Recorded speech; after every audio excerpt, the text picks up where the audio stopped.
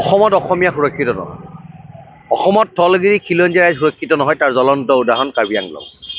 আৰু এইকাৰণে সুৰক্ষিত নহয় যে প্ৰতিটো অধিকাৰ অসমীয়া থলগিৰি ৰাইজৰ পৰা কাঢ়ি লৈ যোৱা হৈছে।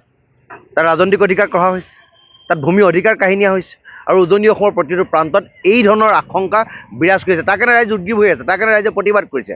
আৰু কাৰ্বি আংলঙত যিটো ধৰণৰ বক্তব্য ৰাখিছে যে কাৰ্বি গৌবেকটো চাইনিজ, এই ধৰণৰ যি বক্তব্য, এই ধৰণৰ বক্তব্যই থলগিৰি খিলঞ্জীয়া ৰাইজক আক্ৰমণ কৰিছে। গতিকে এইটো কেৱল কাৰ্বি আংলঙৰ বেদনা নহয়, এইটো কাৰ্বি ৰাইজৰ বেদনা নহয়, এইটো অসমৰ খিলঞ্জীয়া থলগিৰি ৰাইজৰ বেদনা। গতিকে আমি সমগ্ৰ অসমৰ থলগিৰি খিলঞ্জীয়া ৰাইজ কাৰ্বি ৰাইজৰ পক্ষত আমি আছোঁ, আৰু তেখেতলোকৰ লগত আমি থাকি একেলগে এই জাতিটো কেনেকৈ বচাব পাৰি, থলগিৰি খিলঞ্জীয়া ৰাইজক কেনেকৈ অধিকাৰ প্ৰদান কৰিব পাৰি, তাৰ পক্ষত আমি আছোঁ। আৰু চৰকাৰক দাবী উত্থাপন কৰিছোঁ যে এই বিষয়টো ইমানতে নিষ্পত্তি কৰিব লাগে।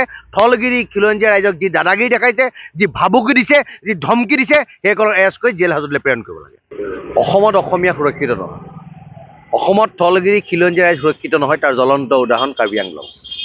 আৰু এইকাৰণে সুৰক্ষিত নহয় যে প্ৰতিটো অধিকাৰ অসমীয়া থলগিৰি ৰাইজৰ পৰা কাঢ়ি লৈ যোৱা হৈছে। তাত ৰাজনৈতিক অধিকাৰ কঢ়া হৈছে, তাত ভূমি অধিকাৰ কাঢ়ি নিয়া হৈছে, আৰু উজনি অসমৰ প্ৰতিটো প্ৰান্তত এই ধৰণৰ আশংকা বিৰাজ কৰিছে। তাৰ কাৰণে ৰাইজ উদ্গ্ৰীৱ হৈ আছে, তাৰ কাৰণে ৰাইজে প্ৰতিবাদ কৰিছে।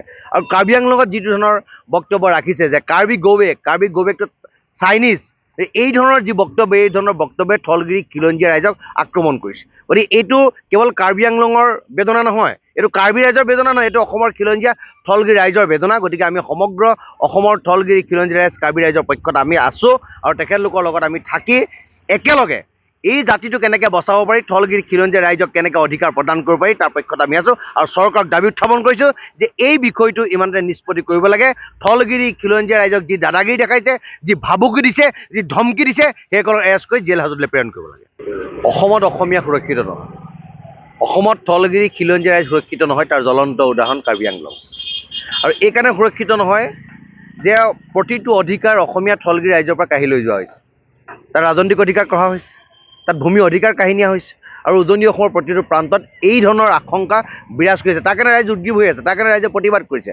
আৰু কাৰ্বি আংলঙত যিটো ধৰণৰ বক্তব্য ৰাখিছে যে কাৰ্বি গৌবেকটো চাইনিজ, এই ধৰণৰ যি বক্তব্য, এই ধৰণৰ বক্তব্যই থলগিৰি খিলঞ্জীয়া ৰাইজক আক্ৰমণ কৰিছে। গতিকে এইটো কেৱল কাৰ্বি আংলঙৰ বেদনা নহয়, এইটো কাৰ্বি ৰাইজৰ বেদনা নহয়, এইটো অসমৰ খিলঞ্জীয়া থলগিৰি ৰাইজৰ বেদনা। গতিকে আমি সমগ্ৰ অসমৰ থলগিৰি খিলঞ্জীয়া ৰাইজ কাৰ্বি ৰাইজৰ পক্ষত আমি আছোঁ, আৰু তেখেতলোকৰ লগত আমি থাকি একেলগে এই জাতিটো কেনেকৈ বচাব পাৰি, থলগিৰি খিলঞ্জীয়া ৰাইজক কেনেকৈ অধিকাৰ প্ৰদান কৰিব পাৰি, তাৰ পক্ষত আমি আছোঁ। আৰু চৰকাৰক দাবী উত্থাপন কৰিছোঁ যে এই বিষয়টো ইমানতে নিষ্পত্তি কৰিব লাগে। থলগিৰি খিলঞ্জীয়া ৰাইজক যি দাদাগিৰি দেখাইছে, যি ভাবুকি দিছে, যি ধমকি দিছে, সেইসকলক এৰেষ্ট কৰি জেল হাজতলৈ প্ৰেৰণ কৰিব লাগে।